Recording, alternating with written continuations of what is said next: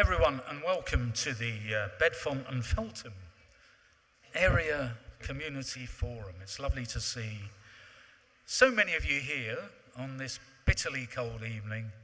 So I hope the bridge doesn't close and we're cut off and there's a lock-in tonight here. I've got a couple of giggles at the back, you see. That's my act, Brad. You'll have to get used to it, but I'm not going to do Trump at the moment. Right, yeah, welcome everyone. The sound is a little bit boomy, but never mind. I'm going to start with introductions from members of the council, members of our forum. I'd like to start from that side with my good friend Shakil. Thank you, Mr. Chair. My name is Muhammad Shakil Akram. I'm councillor from Feltham North Ward. Thank you. I'm Councillor Kuldeep Thak, representing Feltham North Ward. Good evening, everyone, and thank you, Chair. Is Councillor Smina Nagra, representing Feltham North Ward. Good evening, everyone. Councillor Hinami, representing Feltham West Ward. I'm Councillor Alan Mitchell from Feltham West Ward, Chair. Good evening, everyone. Councillor Madiha Asim, also representing Feltham West Ward. Good evening, everyone. I'm Councillor Adesh Farman from Bedfont Ward. Thank you.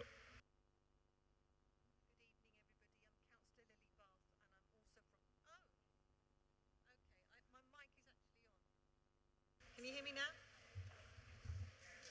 Okay, I'll just have to shout. I'm Councillor Lily Bath, I'm from the Bedfont Ward. Thank you.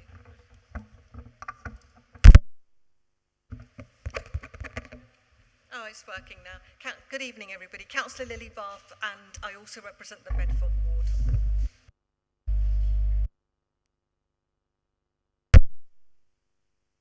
Okay, folks, do we have any apologies for absence from members? Lily? Councillor Ragwinder Sidhu. And that's noted. Thank you, Jyoti. Okay, so we're now moving on to announcements. I've got an announcement to make to start. Some of you might have come this evening expecting to see representatives from Lime, the e-bike scheme we have in the town and many other places. But at the very last minute, within the last couple of days, they unfortunately were not able to come, and I'll read you this statement. The council is currently conducting a procurement exercise for the e-bike scheme with the intent of awarding contracts of up to two operators while addressing key issues such as parking compliance, hacking, and user affordability. I'm sure these are all issues we want to see addressed. We're currently in a standstill period and contracts have not yet been signed, so we are legally unable to provide any detailed updates at this time. For this reason, Lime will be unable to attend the area forum. Instead, officers who manage the e-bike scheme have been present, I'm not sure whether they're still present, to listen to any resident or member concerns and answer questions about the e-bike scheme. If you have a question, if you could put it on a post-it for Emily, who's in the room somewhere. If you haven't done it already and you'd like to, then please do. We understand that this is disappointing. Obviously, folks, there's Emily over there. But we want to assure you that a more detailed update for members and residents will be forthcoming. And this will follow once contracts are signed. So believe you me, as members, we will be following up on this. It's vital and we believe in it as much as you. Councillor Hina Mir has a very important announcement regarding our youth offer, which is vital for Feltham and the Feltham area in particular. Hina. Thank you, Chair. We had youth offer leaflets around here, and Councillor Chowdhury and her team have been working hard on youth offer survey. So currently they're having school engagement sessions. It will be really helpful if everyone here can promote parents with the young children, can fill the forms on their behalf, age 11 to 25, please. Thank you. We have leaflets outside as well, and there's a barcode here. You just scan and do that little survey. Thank you very much. Yep, thank you, Hina. As some of you will know, myself and Councillor Asim have recently written a report into the need for youth provision in Feltham, over and beyond what we already have, and to join up some of the great work that is done in our community by charities and not-for-profit groups and our stakeholders. But we all know we need to take that a step further. So please, if you have something to say and you've got ideas, or you yourselves with the minutes, I shall go through for accuracy and then deal with matters arising and questions. So, for accuracy, page 1, turning to page 2, page 3, and those conclude the minutes of the last meeting that we had on the 3rd of March. Members, are they a true record of the meeting? It's agreed. Thank you very much. And now moving on to matters arising, which were questions raised at that forum that we weren't able to get a response to, and also ones that have come on Let's Talk Hounslow, which is an online facility whereby you can contact the area forums all over the borough and actually type in your questions, comments, or observations, and they can be dealt with at the area forum that follows. Now, I'm going to deal with one here. This was a question which I think Anne raised, and I think she's raised it probably twice, about the Asda scaffolding. Now, in the town centre in Feltham, you'll know there's scaffolding around Asda. In the long term, we have an issue there with cladding. 2 of the buildings have cladding issues that have to be dealt with along the lines of the Grenfell inquiry.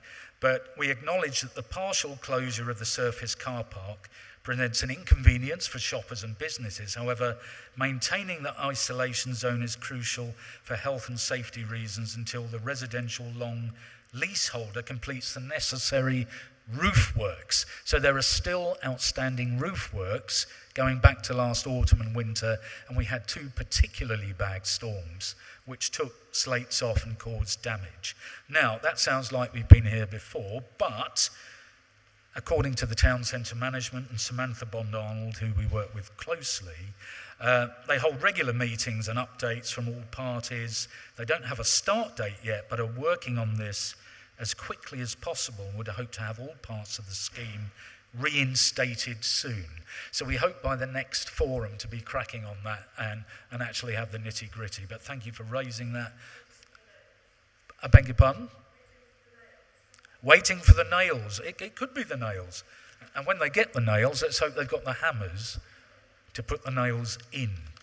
Okay, the second matter arising, we had a question about, especially around morning drop-off and afternoon pick-up, around Southfield Primary School in Bedfont Lane.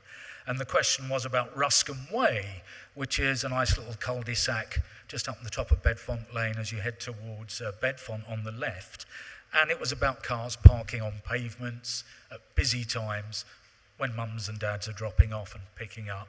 Well, we've instigated a report, and the officer from Hounslow Council has come back with a load of data. What I can tell you is there have been, since January, 64 PCNs issued along that stretch, and particularly 12 on Ruscombe Way. Now, in the last 2 to 3 weeks, we've upped the enforcement there, and I believe this has resulted in a few more PCNs. So what we'll have to do now is see if that actually takes effect and people are prepared to obviously use a more sensible place to park and drop off their children, rather than going up on the edge of the curb there at Ruscombe Way onto Bedfont Lane, where it's quite dangerous. So we still have our eye on that one, and we'll continue to keep the forum updated as it happens. The third item regards the Friends of Hatton Green and their objections to a potential new development at Hatton Green, or on Hatton Green. I believe Councillor Lily Bath has a little bit for us on that. Lily. Thank you. Just to start off by saying that actually all the information that I'm going to give you is actually on the council website. There was recently a press release from Councillor Tom Bruce about the fact that the plan has been submitted, so you can read more about it there. So in summary, this refers to the Hounslow local plan, and there was a question asked about when there will be public hearings. regarding the plan, and we have been told that it will take place sometime in the autumn to winter, but it will be up to the planning inspectorate to set a date for this. So we expect to receive further written correspondence with the inspectors, actually including confirmation of these dates, and we're happy to share that with you when we do get it. But also just to remind you that any updates should be on the council website as well. Thank you. Thank you, Lily. And just to be clear, there's no planning permission involved here. We're well before any period of that. This is purely a review as to the potential of a site and the report which Lily mentioned. Okay, item 4 regards New Chapel Square, which is what Anne brought up previously. The dumping of bin bags, sacks and commercial waste bags left at the edge of New Chapel Square, which leak onto the pavement roadway. That's what we thought the issue was. But I believe that those bags were collected. I went and checked, and that hopefully that problem hasn't reoccurred. The caretaking team have reported on that and are keeping an eye on it. Yes, and change the bags for better ones. Absolutely, yeah. But also in regards of the leak, there appeared to be a leak coming up from the pavement running into the drain on the main road. 5 weeks. I looked at it earlier. It doesn't seem to be leaking. It comes and goes. Okay, well, most leaks come and go, don't they? Okay, so yeah, we've got it cordoned off. Highways have cordoned it off. But at the moment, yes, at the moment, Highways are speaking to housing to see whether that particular bit of pavement and the works underneath falls under one or t'other. And once we've established that, we'll actually get to the bottom of it. Is it housing? Mr. Hurley, okay, so he's the Chief Executive of Hounslow Highways. Okay, thank you, Anne, that's noted. We'll take that on. Thank you very much. The 5th item is regarding the Waterloo estate, where they've recently had, in the last year, had a number of problems with outages, the heating and the hot water. Between January and April of 2025, repairs were carried out to 4 leaks at various points on the underground network. Whilst we appreciate the unfortunate disruption this causes for residents on the estate, we have established a good working relationship with T Brown, TBG and their specialist support partners, which has meant that even the invasive excavation work has commenced on the same or next day as reported. On the recent failures, we have managed to isolate smaller sections of the damaged pipework throughout the repair, whilst maintaining heating and hot water services to other parts of the Waterloo estate.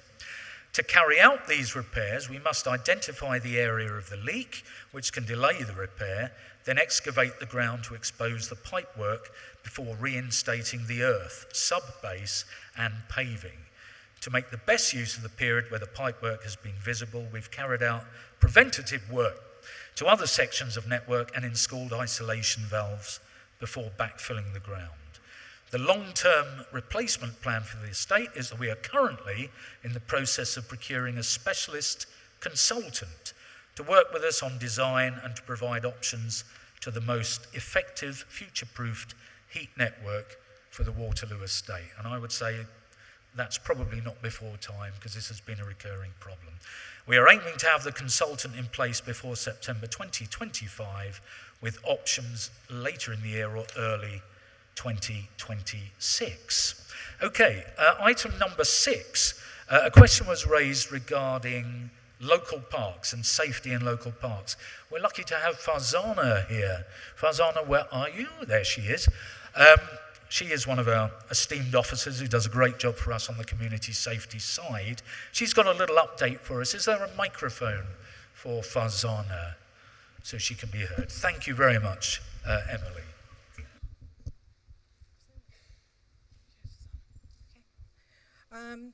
Thank you, councillors. Feltham, Bedfont. Okay, so just in response to the concerns around safety in parks, the Safer Communities team has patrolling staff, and they do patrol parks and public spaces in response to whatever crime trends and reports are filed, and also depending on capacity. We're also working with the police. The police have reported today that they patrol the parks, particularly on foot and on bikes, in order to cover as much space as possible. Because as you can imagine, you can't really take a car into some places when you want to try and stop antisocial behavior, etc. They also cover Feltham Park, Bedfont Lakes, Bedfont Pits, and the Feltham Pond area. We also have civil enforcement officers around who will enforce around street drinking and littering. Okay.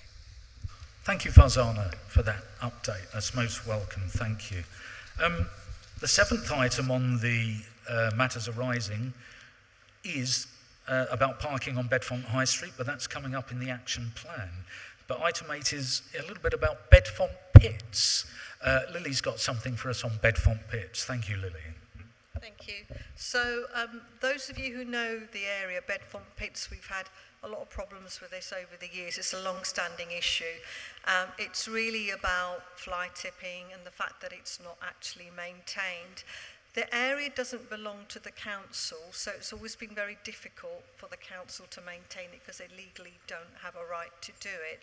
But currently, the council is going through a process where they have applied to have the land transferred to them so that they can manage it, which includes the maintenance and looking after and cutting back all the shrubbery, etc. So that is currently the state of play at the moment. I can't give you a timeline of how long it takes because it's a legal process, but in the meantime, I think the best thing to do is to continue logging complaints with us or through the council website, and then we can try and get some of the fly tipping removed or some of the issues dealt with whilst we have a sort of permanent solution to the problem. So I think it's good news that once we do have the sort of legal process in place, the council will be able to manage it and maintain that area, which has been a long-standing issue for a while. Thank you. Thank you, Lily.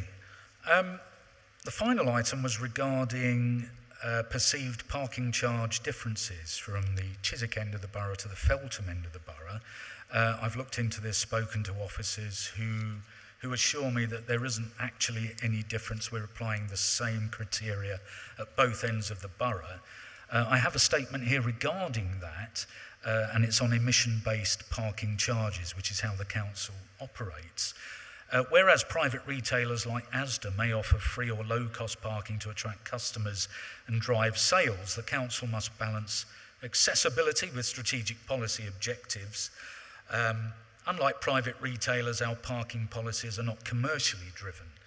Instead, they're designed to support key public policy aims, including reliance on high emission of vehicles, reducing that, managing traffic congestion, and encouraging modal shift to things like public transport and more sustainable transport options.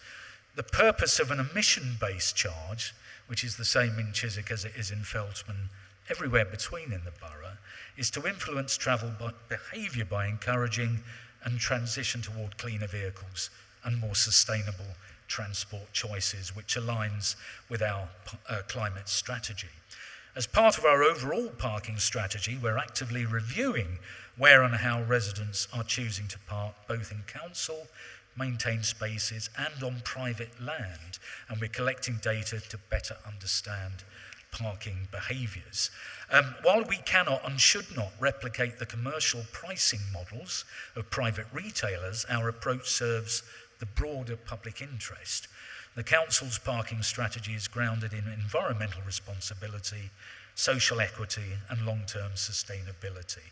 And we are committed to reviewing our policies in light of data, feedback and emerging trends. So that was the response to the first part. The second part was about visitor parking permits and the fact that they're a bit cumbersome to use. If you have a visitor, that you have to fill in several lines and they may even drive off with your visitor's parking permit. So what the council is working on, and is seeking to convert paper visitor parking permits, all of them, to existing virtual permit systems.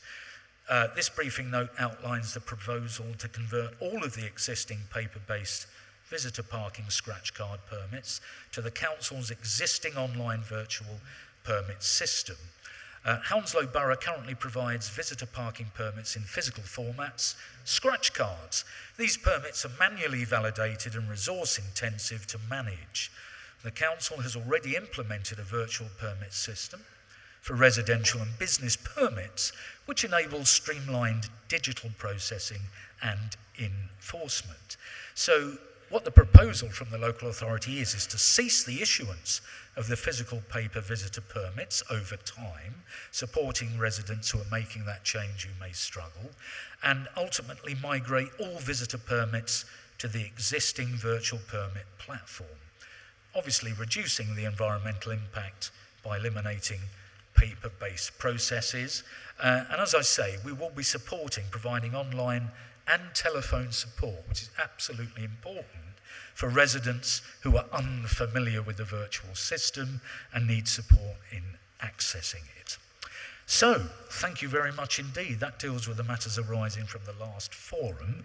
And I believe if I look at our agenda there, we are now moving on to the open forum section, which is where members of the public get to ask questions of their members and officers regarding things in our local community.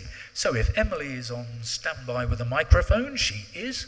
I think there's 2 microphones. Anna. Oh, lovely. They're going to do a duet. Okay, if people would like to raise their hands if they have a question, and we will take them in turn. I see a hand raised.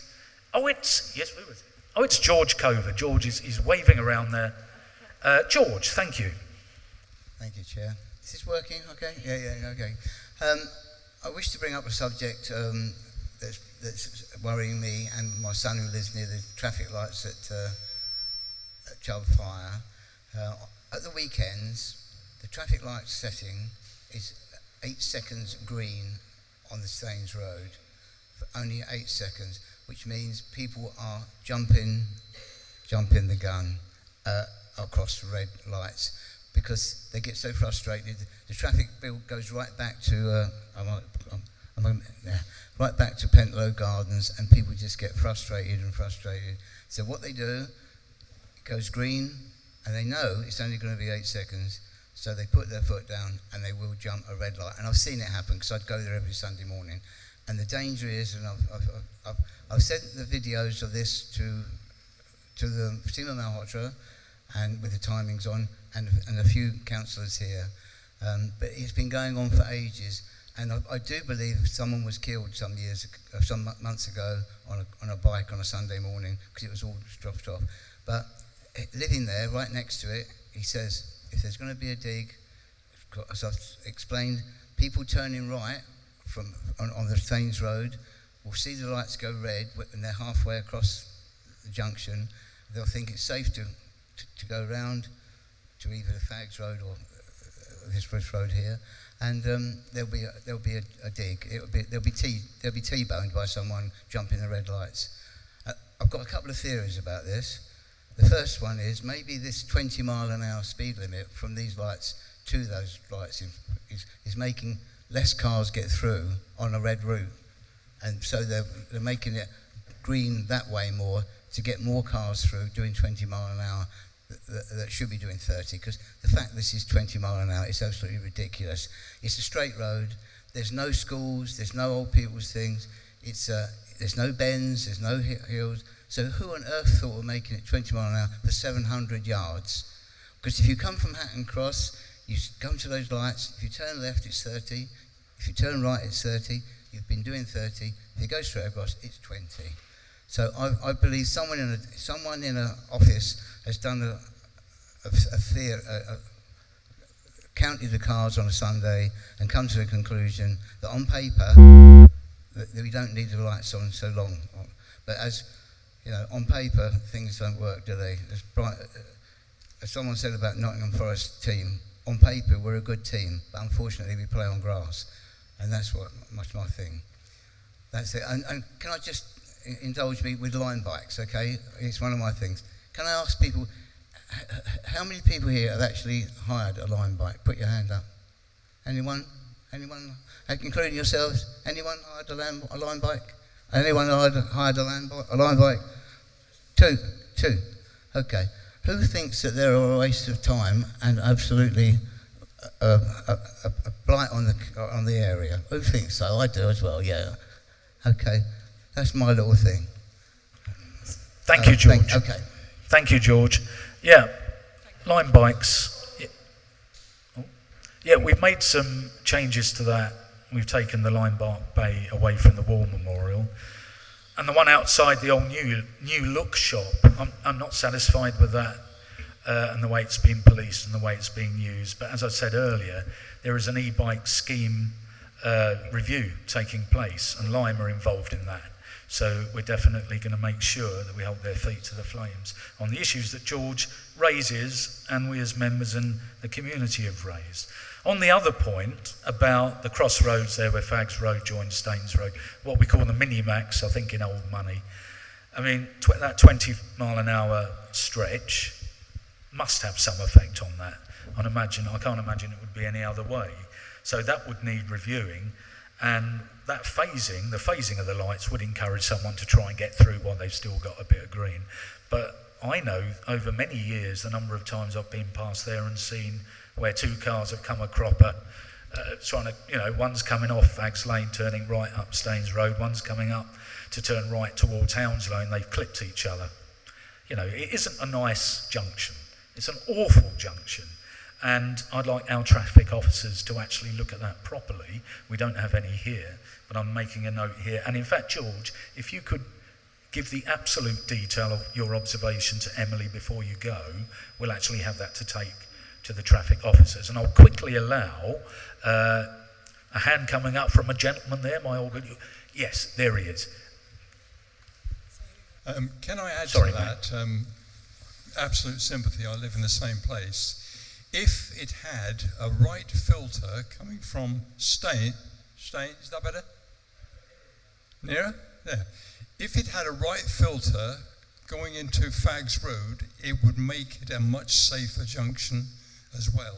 So I think if you're considering all that, look at that, because I'm tired of trying to go across towards Bedfont and someone with a high-powered car is sitting alongside me, and he's going to try and beat me, and the road narrows.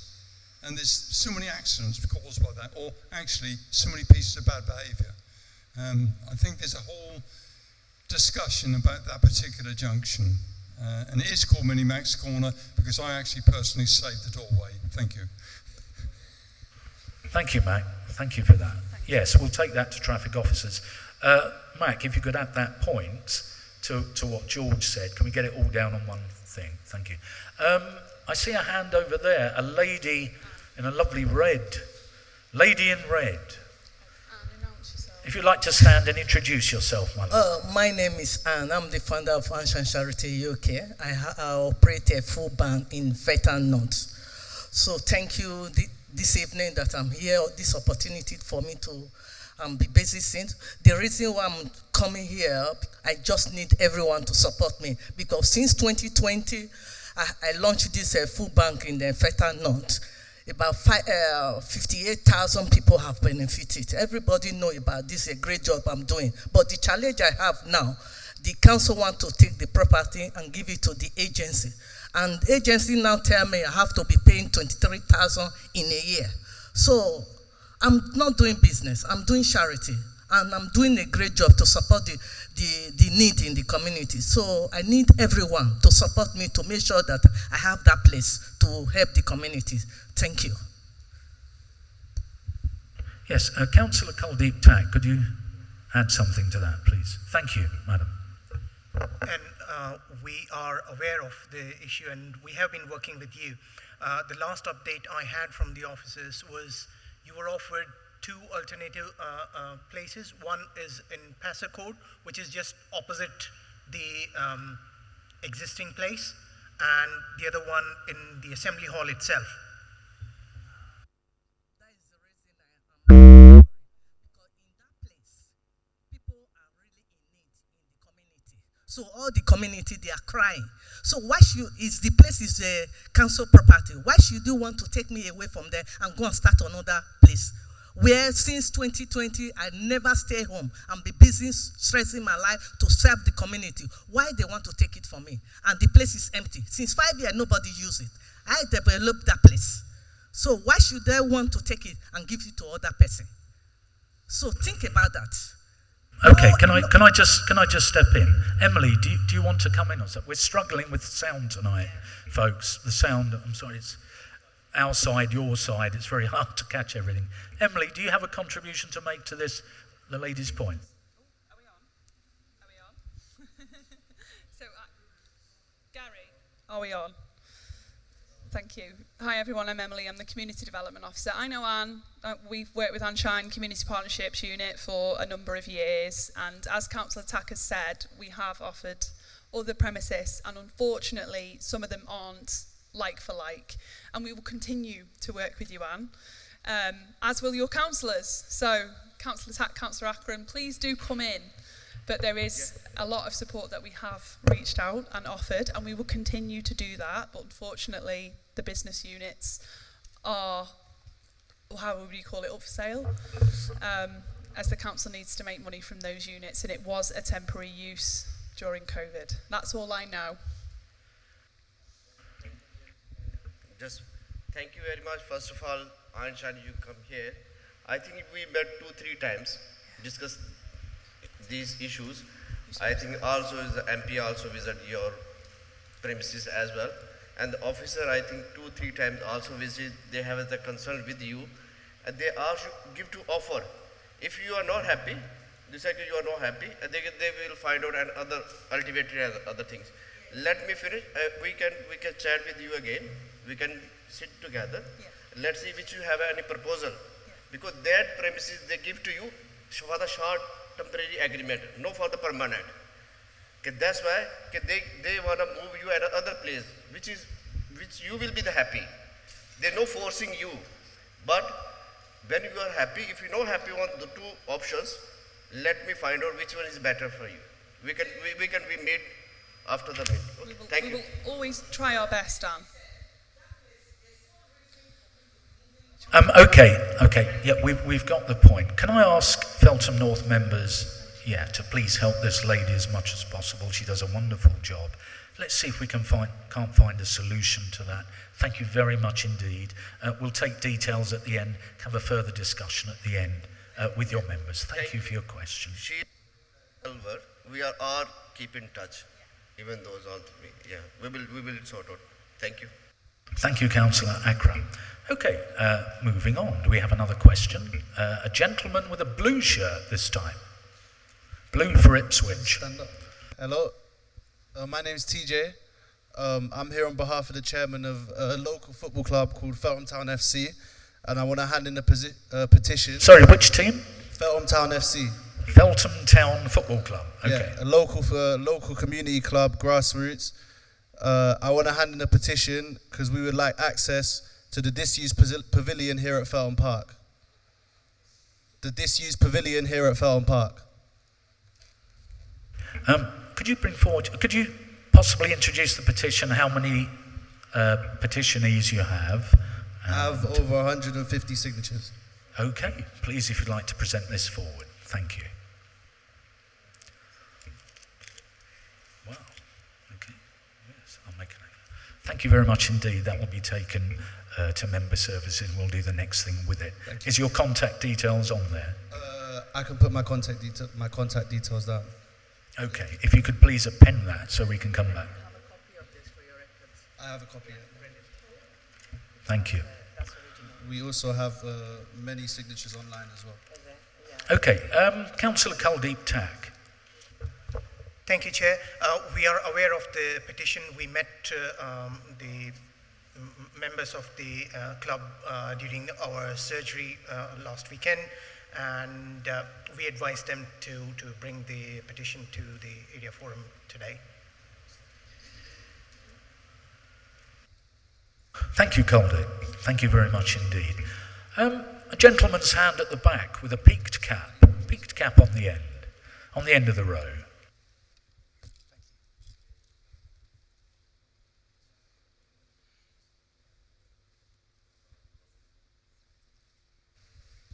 hello. Hello there, my name is Avandre. It's brilliant that we're talking about the local park. The local track, which there's like an athletics track not too far away from here. Are there any plans to renovate, restore, or fix it up? Because I noticed, for a long time that the rubber on the track has been chipping, the cracks in it, and I always found it real beneficial. Like, it's one of the only open, athletic tracks you can go onto that you don't have to pay for.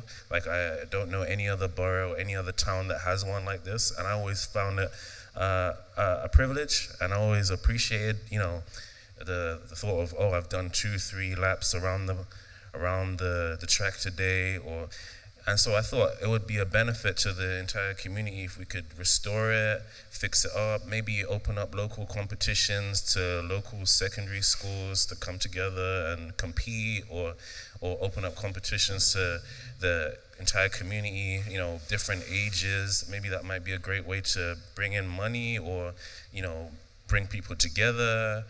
And and it's just a privilege to have. And I think it would be great to do something with it, So thank you. Can I have your name again, sir? Evandre. Emily, if you could take the details from the gentleman. Yes, Evangele, a lot of money in the last 2 or 3 years, when we finally had community infrastructure levy raised from development in the Feltham end of the borough, has been spent on improving Feltham Park, the Gleeblands, with the landscaping and the grass, and the areas down by the river there as well. And another thing which Feltham North councillors, and I believe Councillor Kuldeep Tak is familiar with, is the cricket club, and working for a cricket square, which a proper cricket square, not an artificial one, so you can play proper cricket there. The actual historic running track, that dates back to the arenas, and in fact when we had, funnily enough, Feltham Football Club played to crowds of even 3,000 there, when they played Aldershot once in the FA Cup, I recall.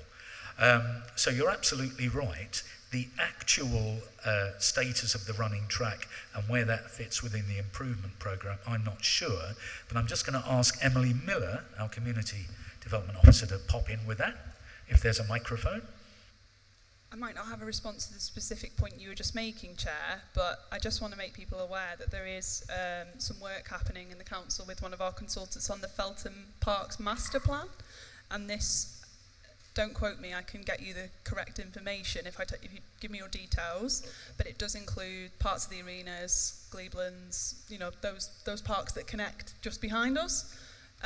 So I don't know whether there is proposals for the track, but there is certainly conversations currently happening, and it will be with groups and residents, and we hope that it will come to forum in due course. So if we swap details, I'll make sure you've got that information, and hopefully there's a way you can feed into it.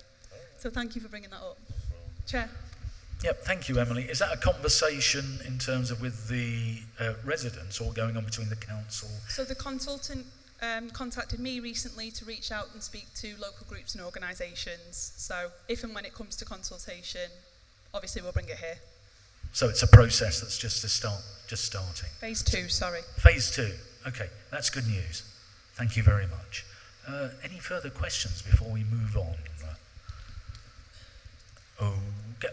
Councillor Lily Bath. Sorry, it wasn't a question, it's just really a comment. Can we then ensure that this is fed into the consultation?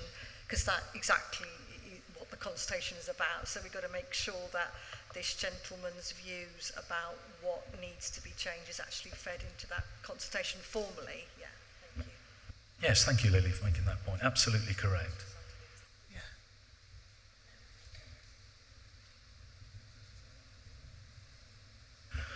Yes, Helena's just reminded me that this coming Saturday is the last day of the exhibition at the library on the consultation, on the master plan. It's still in Feltham Library, so pop along before Saturday, have a look, Mawina, have a look, and let's make our comments and see what we can do with that. But thank you very much indeed, sir.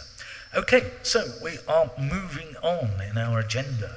Thank you very much for everyone who made comments there. We have our community spotlight item, and I'm very, very happy to welcome someone who I must say is one of the bright lights in our Feltham community.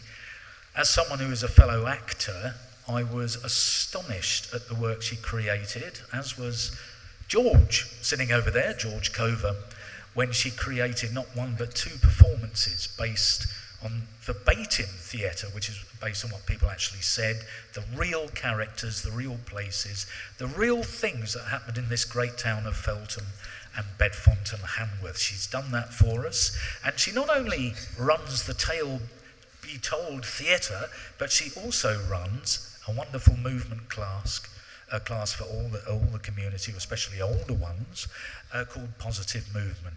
I'm really delighted to welcome Terry Creaser and Courage. Please put your hands together. Hello, can you hear us? So I am Terry. That was a very lovely introduction. Myself and Courage co-run both Tale Be Told Theatre and the Positive Movement Project. We're both local residents that just wanted to give back to our community, so everything we do is not for profit. Tale Be Told Theatre is actually in its 10th year. I don't know how it's got to that point because my children were babies and now they're off to secondary school. And Positive Movement Project was a project initially run by Tale Be Told Theatre, but grew so rapidly it had to become an organisation in its own right. We're going to whiz through a bit of the work that we do. We will be around a little bit afterwards, and we've got some flyers if you want to grab them.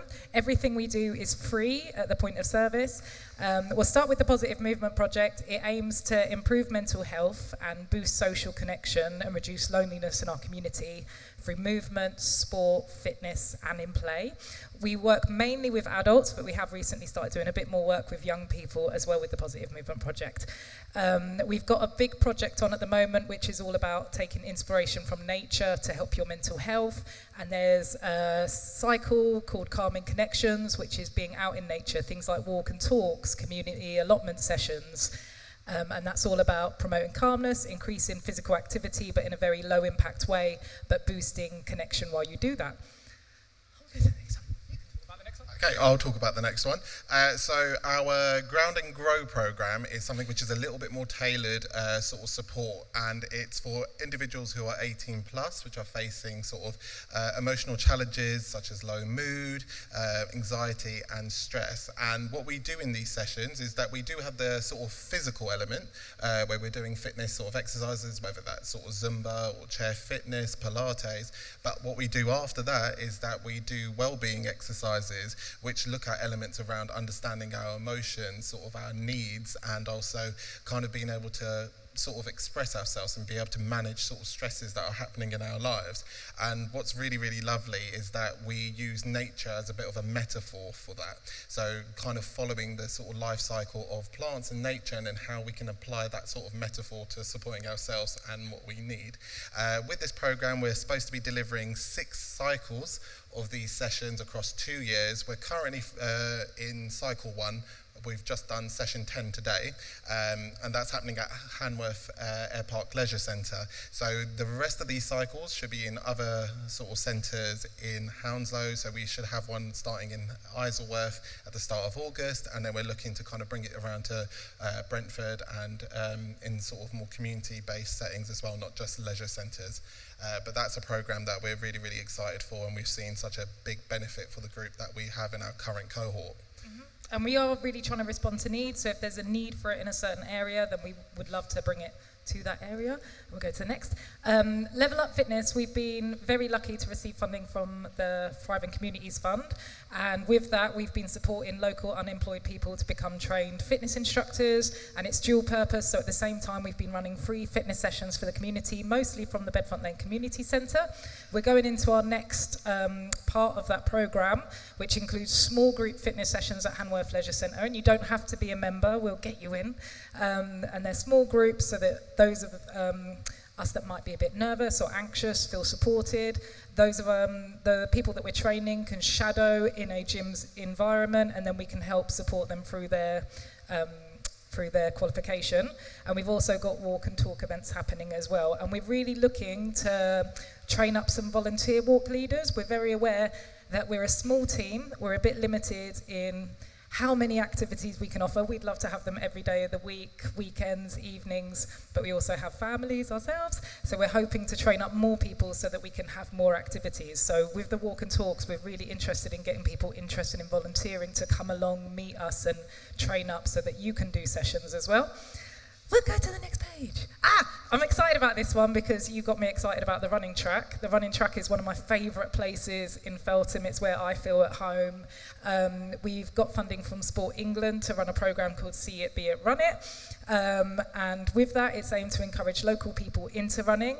We're just about to start a Couch to 5K programme at the running track. We've just finished a really successful one that had about 45 participants on a Monday evening. And it has got an aim, a particular focus on increasing representation from women and women from ethnic minority backgrounds. And part of that was shaped from feedback from the community. We had people that had been through Couch to 5K programs, but then when they went out into the running community to park runs, felt a little bit isolated, like they weren't represented at those events. So we want to help them train up to be run leaders themselves. And eventually by the end of the year, there'll be a self-sufficient women's only running group. So we're really excited about that. So keep an eye out, but we do have leaflets. And we'll go to the next page. We do have lots of other programs that run throughout the year. We're just about to launch Thrive, which is for women over 40. We're about to launch an evening session, which is Zumba, but very much aimed at all levels of fitness. So we're going to have an instructor that's seated, that can do seated options for you, as well as one standing up. And we have been working with Lambton Leisure to provide free dance sessions for young people. That's term time only, but they've been really successful, and we just really love the work we do. We're really passionate about it, and we really encourage people to move for the mental health, however that looks for them. So just really quickly in terms of our referral process, just by firstly is to email us, and then basically from there we will then take you towards what program that you would like to join us. In terms of if there's any healthcare professionals or any organisations, you can actually refer people directly to us, and then we'll sort of take that on board and as well, and then sort of communicate with those individuals. And also something we do is, if you do have someone who is actually incredibly anxious and would like to take part but just can't quite get there on their own, that you are able to actually join them within those first few sessions so that they can feel comfortable, and then obviously eventually they get to know us very well, the groups, and to the point where they're comfortable to actually then just take part in themselves. So we're always saying to people, you can come along as well and support any individuals that you have. Go on to the next one. So we're now coming back to Tell Be Told Theatre. As we said earlier, we run 2 organisations. It started with Tell Be Told Theatre. It's lovely to be here because we recognise people that have helped us with projects in the past, and we are in our 10th year. Those are pictures of us on the board. We have somehow lost the text for these, so it's not too much. The text is gone, but you remember it all, don't but you? Anyway, we know this off by heart. So Tell Be Told Theatre is very much, the premise is to tell people stories, and so we've been doing productions over the last 10 years in the local areas, which is capturing people's stories, and as well as those productions, we have a wide range of sort of outreach programs using creative arts to sort of boost well-being and mood for people whilst helping people to connect as well. So it's very similar to Positive Movement, it just takes a creative arts and sort of drama-based focus. And what I just really wanted to quickly talk about, which I know is quite funny because we just got pictures rather than the text, we're going into our 3rd year of our CREATE programme, which is a programme with the NHS and also funded through the Hounslow Council, and basically is to support anyone who is a forensic service user or anyone who's under NHS mental health services. And these programmes offer sort of very specific skills to help people kind of learn their interests. So we've done things around hair and makeup, we've done things around sculpture work, and we're always constantly trying to offer new and exciting programs and projects for people who have often felt very isolated and just want to feel a part of a community. So this is something we're being very, very proud of, and we're going into our 3rd year, so we're excited to see what we can offer across the borough. So these are examples. So we did one which was based in Chiswick House and Gardens, which again was using their nature as a bit of an inspiration. We did one which was based on sort of using theatre and improvisation, and we did one which was like a set of master classes as well. So they're just some of the examples that we've done before. And I believe, So we have had and continue to run a youth theatre. It did take a little bit of a pause, but it's relaunched. It is free to attend. It's for young people, secondary aged, and it runs on a Tuesday term time. We'd really love more members to come along, but it's really low pressure environment. It's about really nurturing the young people, getting them to build their confidence with other people as well, giving them skills. And if they want to perform, we're going to support them in doing so, but it's them finding their own voice rather than us trying to enforce ours on them. And I'll let Courage talk about Hounslow Street Stories. So the final sort of project that we just want to talk about is Street Stories Hounslow, which has been a programme which has been created through Creative People and Places Hounslow and their sort of Hounslow Creative Group. And it's something that they wanted to create these events in the High Street, in Hounslow High Street, as a way to kind of bring people together and engage with the arts. So hopefully that slide's there. So with this, we're running 4 events. We've just done one a few weeks ago, but they're on the last Sunday of each of those months, and they have a specific focus. So the first one was about rewriting the map, which was looking at people's memories of Hounslow and trying to capture them. So whether it was in Lambton Park, whether it was in a specific place in the High Street, whether it was in the Treaty Centre. So we actually collected all of that sort of information from people, and then the sort of next event we're looking at sort of characters that we might find in these different places. And the third event, which is in August, we're creating storylines and plot twists. And so the community are very much creating what are these stories, and by the end we actually have a final production which brings all of it together, which will then be in Hounslow High Street on the 28th of September. So please do have a little look at our website. There's a QR code which goes to the Eventbrite page as well. But again, all of that's free, and it's a chance to just engage with the arts in a very kind of creative way, but brings people together. So yeah. Yeah, I would just say that we are local residents. We're really keen to reflect the needs of local people. So please do reach out to us. I think the last slide might have had our contact details on, but the text has disappeared. Oh, it's there. So you're very welcome to contact us, talk about what you feel the area needs. As I said, we're a really small team, and we sort of wear every hat. So we do the funding applications, we do the management, we run the sessions ourselves around our own families. But we want to do as much as we can do for our community, give back to our community, and get our community involved as well. Yeah, so I think that's everything. Thank you for having us, and just make yourselves known to us. We'd love to hear more from you guys. Thank you. And just to say, I invited a friend along a couple of years ago when Terry put on a production over at Spring West. Some of you older members of the audience might have watched Grange Hill when you were growing up, yeah? You might remember Mark Savage, who played Gripper, the school bully. Oh, what's your dinner money? Well, I know Mark, and he came along and saw the show, and he loves that sort of theatre based in the community. He said that's what we need more of. And in real life, he's not a bully. He's had a hard life himself, and he's a really nice chap. So I was amazed. I'm delighted by everything I've seen from these two. Please support them, yeah?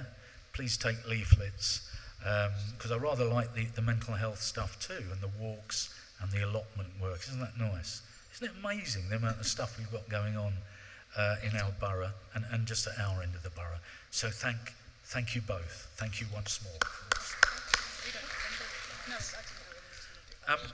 Moving on to item 7, we have a petition. Is Robin Corshall available? Is Robin? Oh, Robin is here, yeah. Petition requesting CCTV on Bedfont North Close. Robin, do you have a microphone? Maybe you'd rather not have one, the way it's been going. But please, yeah, let's have your petition, Robin. Thank you very much. Thank you. Yes. Yeah. Thank you very much.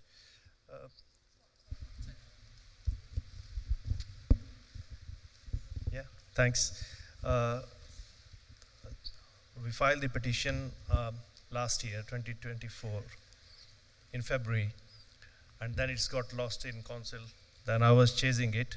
So finally, after 17 months, they sent this email, okay, I can be here.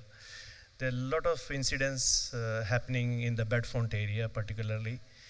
And the house was burgled twice. The next door neighbor car was stolen. The boy got stabbed on Bedfont High Street. So I requested, and this is the area which is off Hatton Road. And I think it's a perfect spot for not so good people. There was a CCTV before, but that was taken down in 2021. So everything is there. I think it would be nice to have that CCTV back.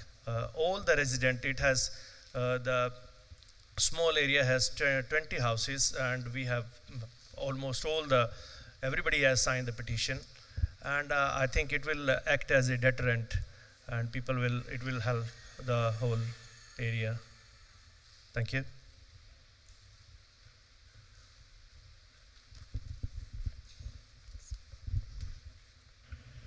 Robin, thank you very much. We do actually have two responses. I think Farzana, are you going to speak first? No, Councillor Lily Bath is going to speak on a response on that. Thank you, Lily. Thank you. First, can I thank you for handing in that petition, and I'm sorry to hear that you got burgled twice, you said, yeah. So what normally happens with petitions is that we've obviously formally accepted it here today. I don't know what happened with the petition and how it got lost. That's really not right, but I don't know what went on there. But we formally accepted it here today. So what I was speaking to somebody from the community safety team earlier on, and what will happen now is that the community safety team will go away and look at the data around where crime is taking place and where the CCTV cameras currently are. They'll work with you, and then they'll come up with some proposals and solutions. So I think that's probably the first stage, is to do a little piece of work as to what exactly is happening, because I know you've mentioned quite a wide area there, so obviously different things will be happening in different areas. It might not be the same solution for all, but I think we'll go away, let the experts do a bit of work, look at all the data, the facts and figures, and come back with some suggestions. Okay, thank you. Thank you, Lily. Farzana, are you adding to that? Thank you. Councillor Bath has actually covered most of the points, just to say that it's the Safer Communities team that will be looking at it and will be in touch shortly. Thank you. Would you like to present the petition to us? Do you have it? Bring forward. Lily, would you like to take it on behalf of Bedfont? Thank you very much indeed, Robin, and apologies for what's happened earlier this year. Thank you. Okay, so we're now moving on to the action plan, which is where councillors take responsibility for agreed actions with the community, projects, things to make our town better. There they are. We're going to start with Feltham North and the issue of Baber Bridge, which I think Shakil is going to give us some information on. Thank you, Shakil. Thank you very much, Chair. I would like to update regarding the Baber Bridge. A consultant has been selected, and the award of the contract is a final stages with a view of the completed premises design in the next 12 months. We aim to complete all the legal and procedural requirement for the award of the contract by the end of July. Thank you. Thank you, Shakil. The issue of this derelict cash machine and signage on the Hounslow Road, Kuldeep, you can update us on that. Thank you. Thank you, Chair. I understand this issue has been a long-standing one, but there have been issues in identifying who owns that cash machine, and officers and several different departments have been working together to identify that. Now, Highways have now identified the owner of the cash machine, and they've sent a request to the company for the removal. And a planning and associated advertisement application was approved earlier in June at this same location, which is addressed at opposite outside the pavement on 15 Station Parade. The scheme sought removal of the defunct telephone cash kiosk and an installation of a new communication kiosk with integrated advertising display.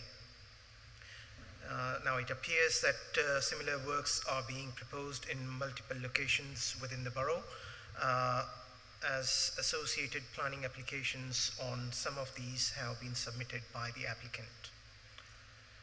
Regarding the timeline for delivering these works, It should be noted that planning has limited scope in this matter.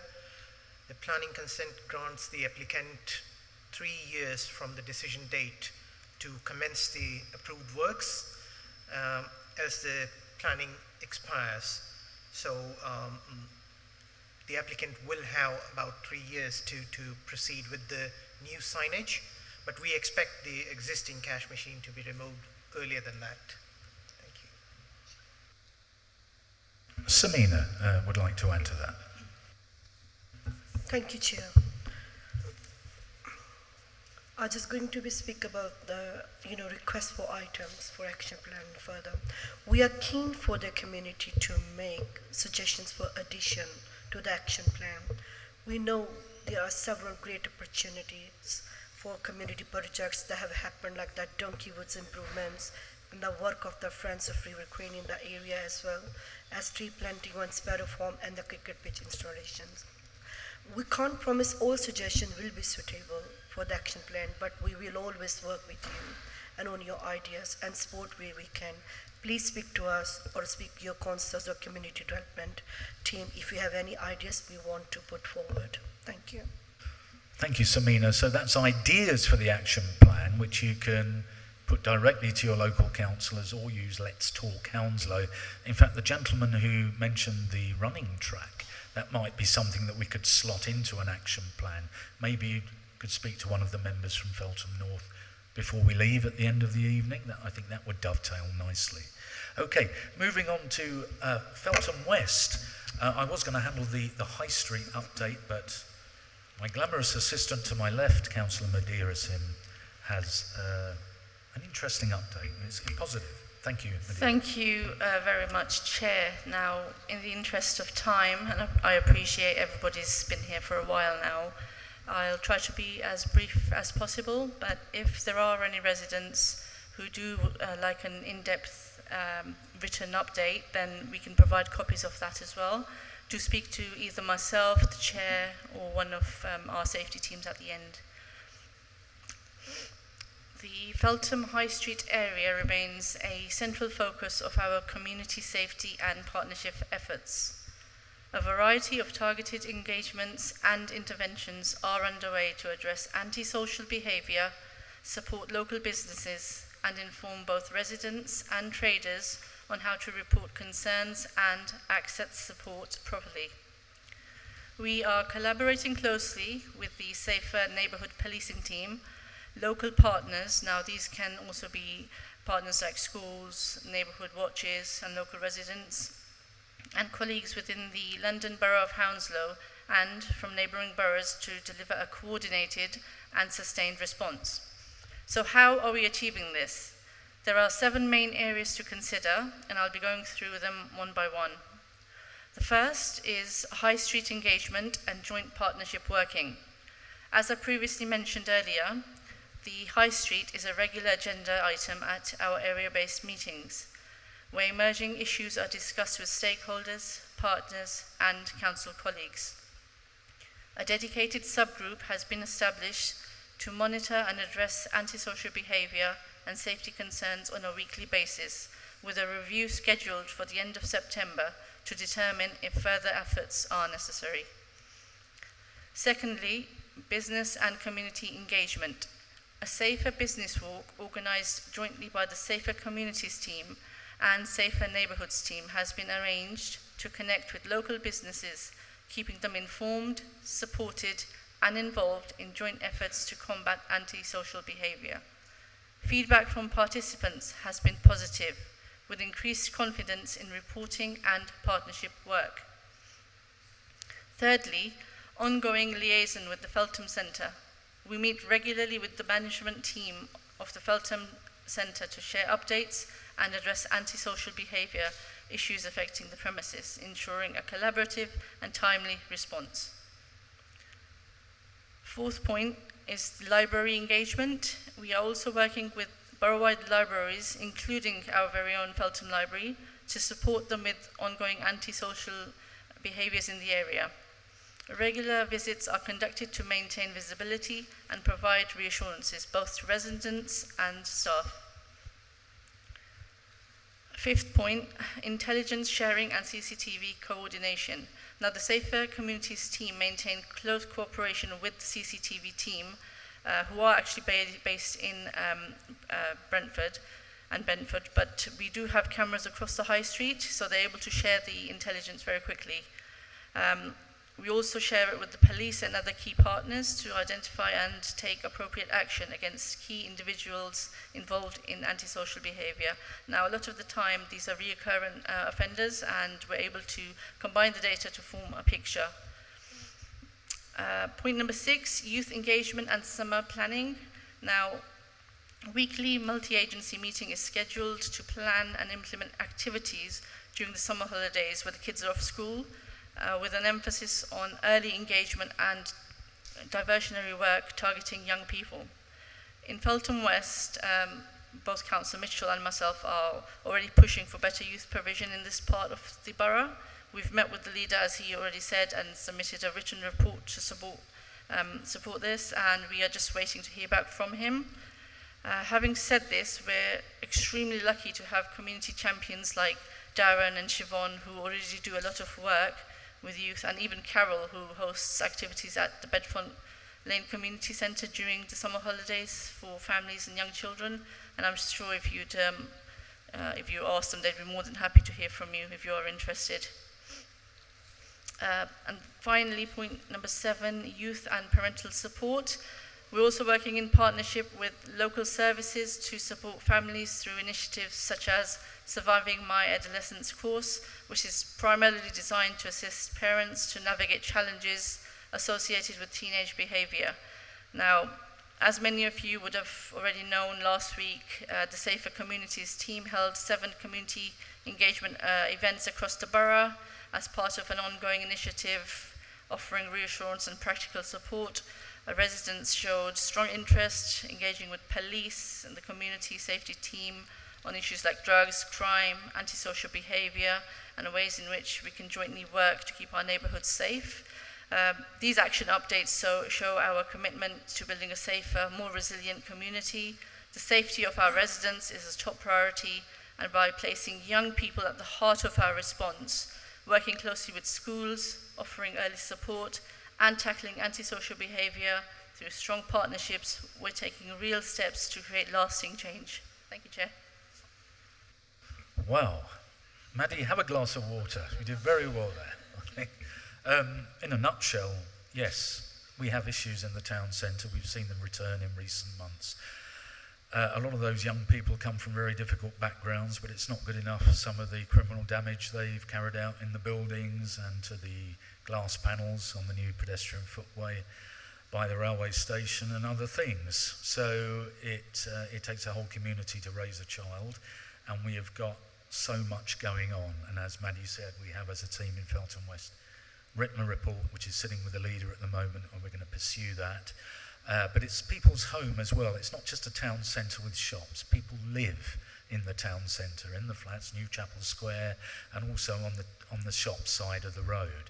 So we're acutely aware of how it affects people. I live in the town centre too.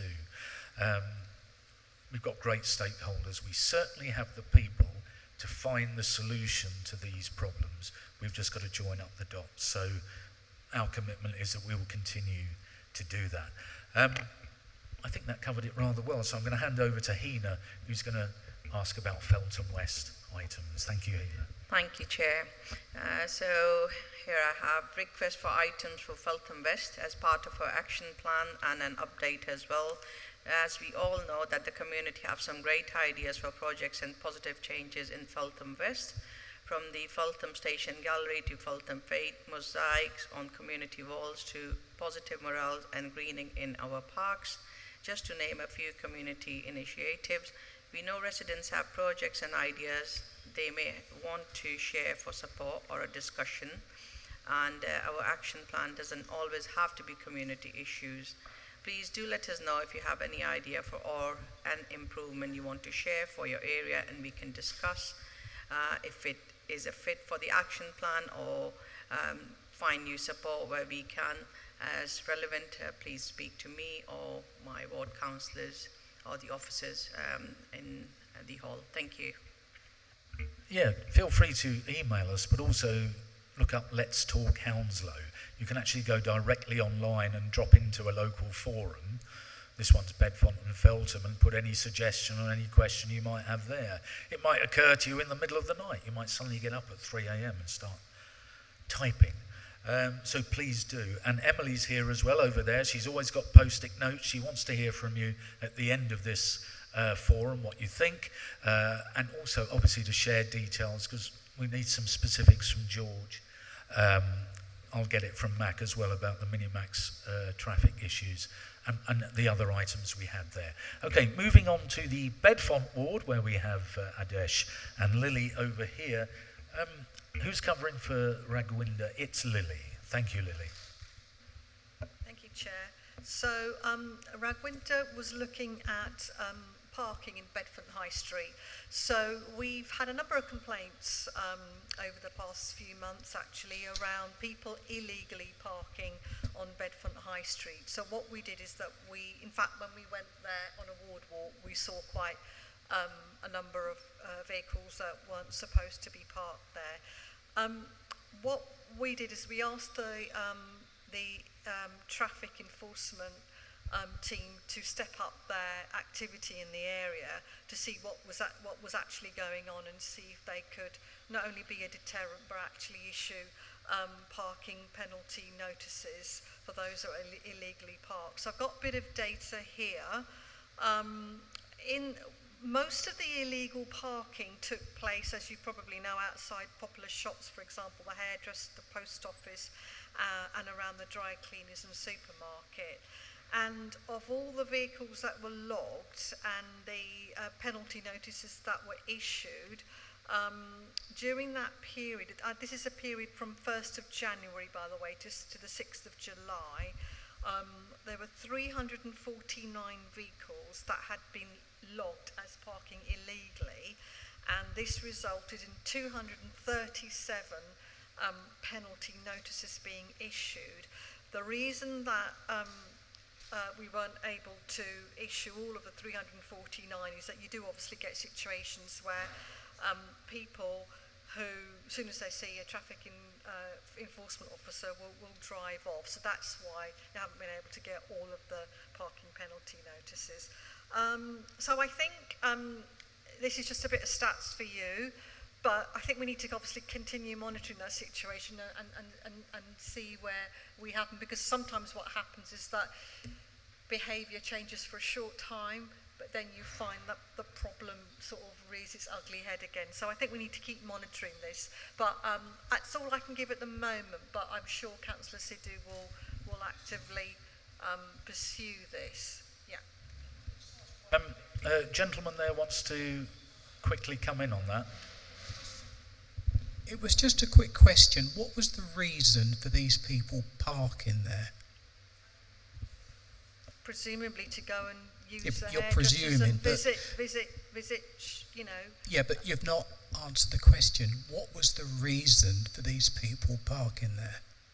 Well, people park outside because they're visiting the supermarkets and the shops and the actual, you know, So does that mean there's not enough there. parking for those people in that area? Well, not necessarily. I think, you know, it's quite obvious. For example, when we did a ward walk, somebody had parked illegally, which meant that pedestrians couldn't actually, you know, use the. I think it's fairly common sense sometimes, you know, with some of this parking. But I think there isn't, as far as I'm concerned, I think there isn't any excuse for that kind of parking, because that actually I agree what you're saying, with and I understand safety. completely what you're saying. But what I'm trying to ascertain is people park because there's no other places to park.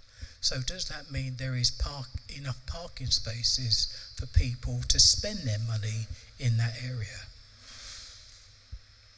I think that I don't necessarily agree with that. I think people can park and walk, so I don't necessarily think that is the case. Thank you, Lily, for that update. Thank you. I'll take a very brief last bit on that from Anne. There's a microphone coming. Wait for the... A little car park there used to be free, or you would get a certain short time for free, and then they changed that, and I think that's probably why people are not happy to have to pay for it. I do go over there occasionally. So. Thank you, Anne, for that little bit extra. Can I ask that we provide a mic? Could you introduce yourself? So, hi, I'm Donna Windows and we live in Feltham. I actually don't shop in Bedfont anymore because, one, I can't park. I will not park in the car park, not because I don't want to pay, but because it's full of rubbish, glass, and it's not safe. I'm actually worried that if I go in the shop, I'm going to come back to my car being broken into. I just wonder if, when you were doing your walk, if you actually did look into the car park as well to see what you're actually asking people to go and actually park in to be safe. So we can certainly ask further questions about why people are not parking in Lidl, but obviously that is Lidl's car park. That is not something that we would have particular control over. But that could be the case, that people don't want to park there because it's not. But yeah, I'm not saying that this has solved the problem, but it's something that we can continue to monitor and have a look at. So we do welcome your feedback, and I think this is just a work in progress, really. I think last time we were asked to actually investigate the number of parking penalties that were actually issued to try and sort of make sure that it's a bit of a deterrent. But if you're saying there isn't enough safe places for people to park, then that's a different issue, and we could investigate further into that. That's not a problem. Thank you, Lily. That's also Ragwinder's portfolio, isn't it? Safety. So he'd have a double edge on that, which should bring some real salience. Adesh, you'd like to update us, or you'd like to request more items? Thank you, Chair. We are seeking further items from the community for the Bedfont Action Plan. We know across Bedfont there are projects and ideas that the community have which could become items for the action plan. From greening projects to creation of community or residence groups, seeking funding for sports or leisure activities to benefit our young people, or a community chosen event. These are just some examples. Your ideas are most important to us and we want to hear from you.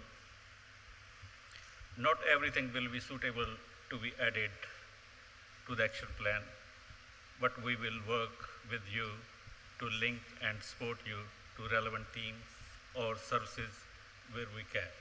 If anybody got any action plan about Bedfont, they can contact us. Thank you. Thank you, Jim. Thank you, Adesh. Yeah, once again, Let's Talk Hounslow, that's online.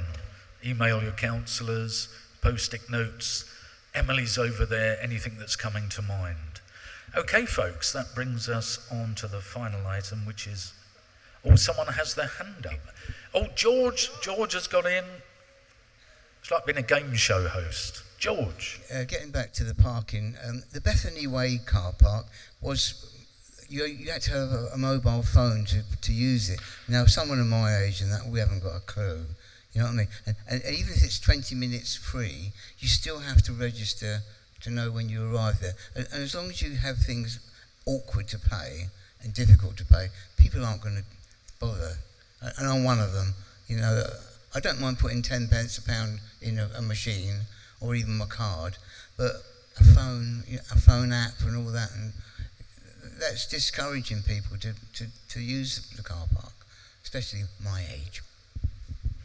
Thank you, George, for adding that. Yeah, that's practical observations, make it easy for people to actually do it. Looking around the table, any other business, anything anyone wants to bring to my attention? In which case, I'd like to thank you, everyone, for coming. Please do, before you go, fill in your sheets there. It's been a bit of a quiet forum this evening. Emily is over there. Oh, sorry, there's something else. Have I missed something? Oh, yes, I was about to say the date of the next meeting. No, you've missed the last one. Bedfont Pits. You did it? Okay. Lily dealt with it in matters Yeah. arising at the start. I reported on that earlier on. Yes, you did. Yeah. My bad. Those who want to see it again, please please follow the video replay later on. Okay, the date of the next meeting is going to be the 25th of September, so in 2.5 months' time. We're going to come back bigger, better. We'll have a all guns blazing forum for you. Been a bit quiet tonight. Maybe it's the weather, maybe it's too nice. But thank you everyone for coming. Thank you for your contributions. Lovely to see Field Way here, right now from the other end of Feltham. We're very grateful. And we'll keep backing you. All of you there. Ashford Road, Field Way. It's great to see you. There she is. Look, she's waving her feedback sheets. There's also post-it notes. See Emily before you go. Members, officers, and our crew over in the corner there, thank you very much indeed for making this possible tonight. Thank you. Good night. Thank you. Please do.